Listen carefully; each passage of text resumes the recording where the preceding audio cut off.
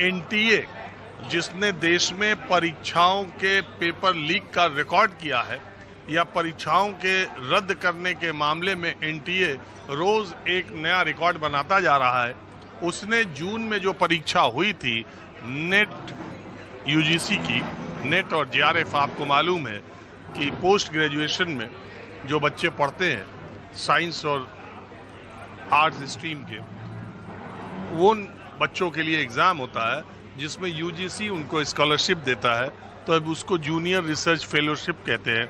और नेट परीक्षा जो है उसमें 45,000 से ज़्यादा आसपास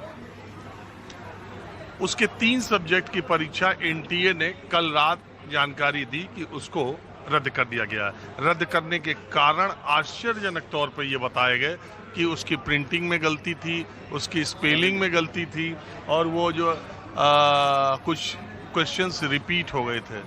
ये समझने में 2 महीना लग गया एनटीए को। बताइए, जून की परीक्षा अगस्त में कर रहे हैं। कितनी लापरवाही हो रही है शिक्षा व्यवस्था को, परीक्षा इतना हंगामा के बाद भी ये हो रहा। नहीं, शिक्षा व्यवस्था में तो दिक्कत आ ही रही है। जो ये लीकेज हो रही है, ये पहले भी होती थी। ये छोड़िए, अभी उस शिक्षा परीक्षा पे अभी थोड़ा युवाओं से और दूसरे लोगों से चर्चा करेंगे।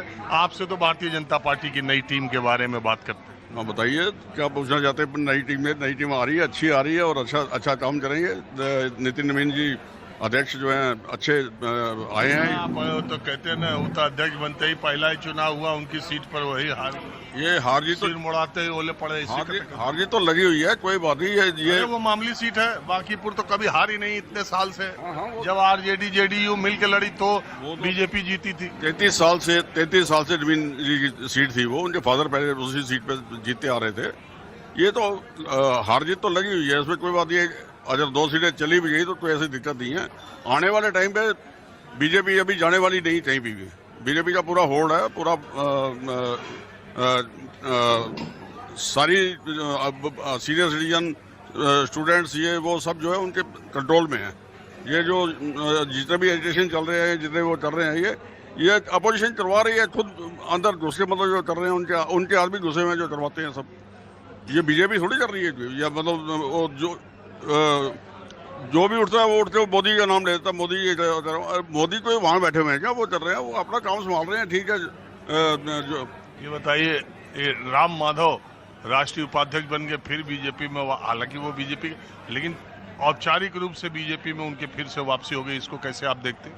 नहीं, वापसी तो ये पार्टी छोड़ के कोई जाएगा वो फिर वापस आएगा ही आएगा।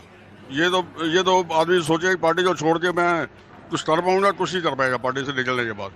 जितने भी गए हैं सब वापस आए। आजाद पूना वाला, खैर उनकी छोड़ी। वो पूना वाला तो उसके ऊपर मुझे बहुत भरोसा था, बहुत अच्छा मुझे लगता था वो। उसकी मैं डिबेट सुनता था। आजाद पूना वाला राष्ट्रीय प्रवक्ता जो थे, हाँ, आज ये कह दिया ना इस्तीफा हो गया, हम बीजेपी से। बात यह है कि देखिए, अच्छा प्रवक्ता था, अच्छा वो था। अब उसके दिमाग में क्या बात आई है, क्यों उसने छोड़ी है, इस बारे तो मैं नहीं कह सकता।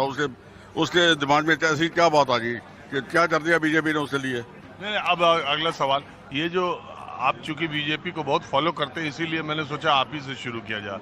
अब जो संगठन में बदलाव के बाद सरकार में किस तरह का बदलाव आप समझ में आपके आ रहा है? सरकार में भी चेंज हो गई। जो एमपी आए हैं, नए आए हैं, दूसरी पार्टियों से हुए हैं, उनको भी चांस मिलेगा।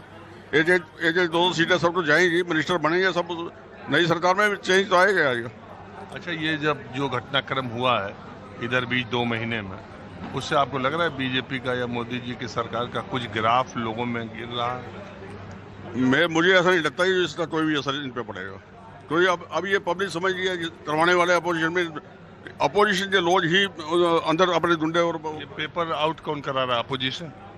पेपर आउट तो मोदी जी करवा रहे हैं क्या? वो तो जो वहाँ पे ऑफिसर्स हैं जो है सरकार, तो उसके अंडर में एनटीए बनाया कौन? बताइए। एक्शन ले रहे हैं ना, वो एक्शन ले रहे हैं। कितने आदमी सस्पेंड किए, कितने आदमी अरेस्ट किए, कर रहे हैं ना वो। अब जैसे पता लग रहा है वैसे हो रहा है। अब एनटीए में क्या है कि 2 महीने बाद वो जो है, इनको भी 2 महीने बाद याद। सवाल है कि देखिए, आरोप ये लगता है कि पहले भी एनटीए में गड़बड़ियां थी तो एनटीए के चेयरमैन को आपने और अच्छी पोस्ट दे दी। सवाल है कि जिसके ऊपर आरोप लग रहे हैं, ये गलतियां नहीं होंगी, कोई दुनिया का भगवान भी आके सरकार में चलाने लगेंगे ना, तो भी उसमें गड़बड़ियां होंगी, वो अपनी जगह ठीक है। लेकिन जो गड़बड़ियां हो रही उसकी सजा ऐसी सख्त देनी चाहिए कि फिर आगे से वो गलती ना हो। तो अभी वो कहीं लैग करता है। अभी किया है इन्होंने 10 साल की सजा और 10 करोड़ रुपए जुर्माने की वो कानून बनाया है ना, हाथ में आएगा जो एक बार हाथ में आएगा वो जिंदगी और नाम नहीं लेगा मतलब सीट पे आने के लिए।